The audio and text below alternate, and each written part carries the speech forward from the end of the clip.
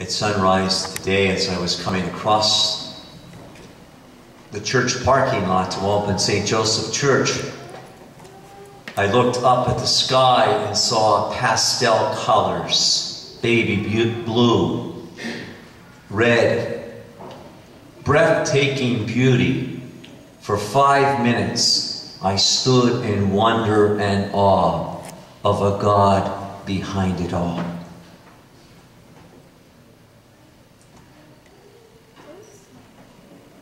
Gilbert Keith Chesterton lived from 1874 to 1936. He was an English Christian writer.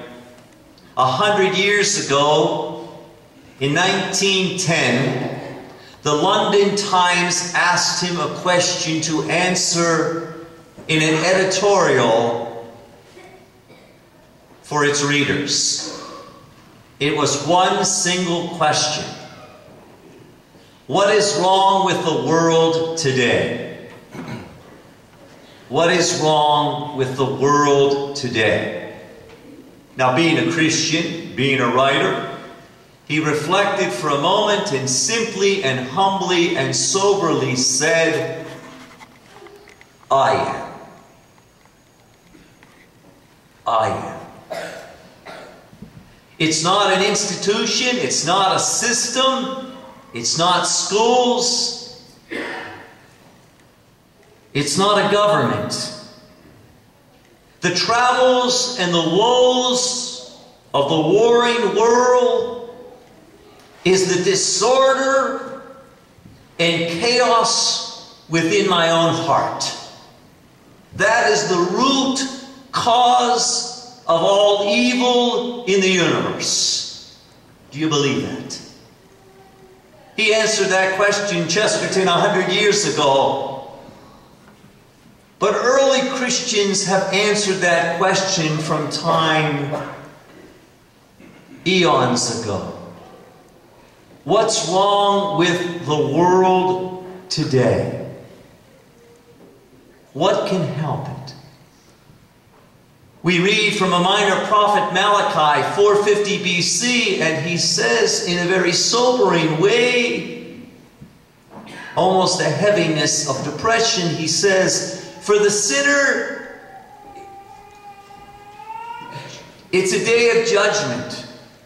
But for those who are righteous and just and faithful to God, it's the day of salvation. But he says that God's judgment is a vaporizing, and all the evil will be expunged from the world. And all the wickedness, and only faithfulness will stand the test of time.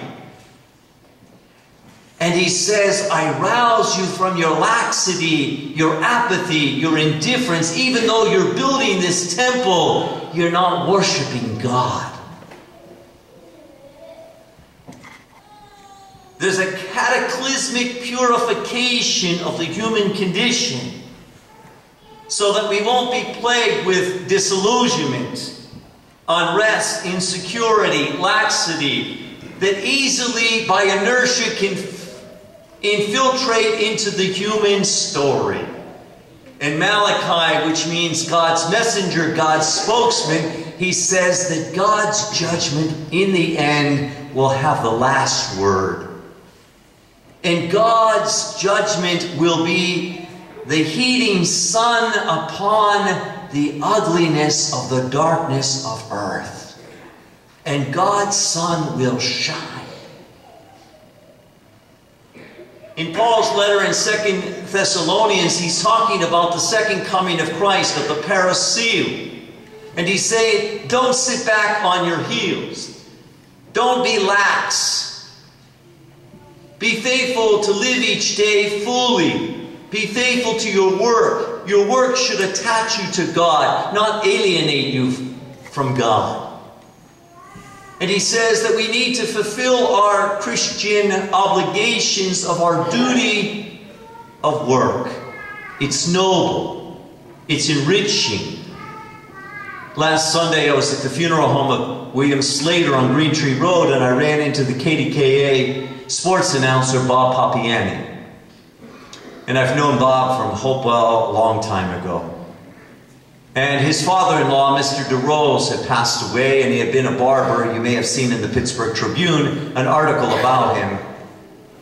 And Bob said, you know, my father-in-law, to the day before he died, he was cutting people's hair. He took such great pride in the humble gifts God gave him. He didn't want to sit back on his laurels and coast and roll into heaven. No, he wanted to be faithful to every minute of every day. And he believed that when people came into his barber shop, he wanted them feeling like $1 million. He wanted them to be a new creation. He wanted them to feel blessed because they came.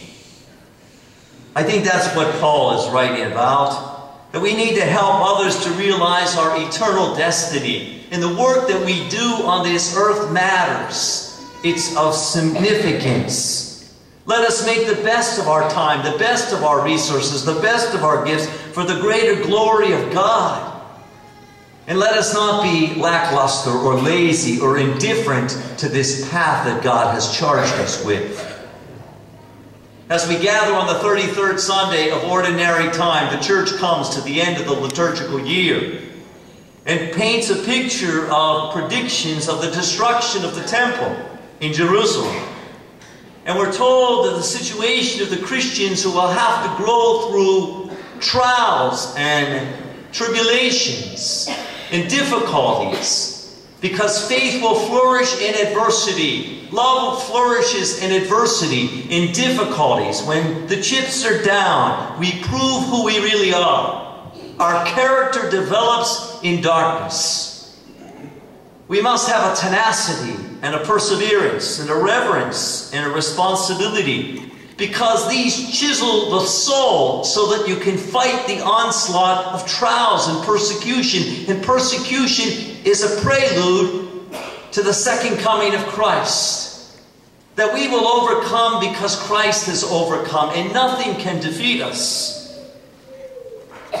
Jesus doesn't hold anything back from his disciples. In this apocalyptic gospel, he tells us that times will be difficult.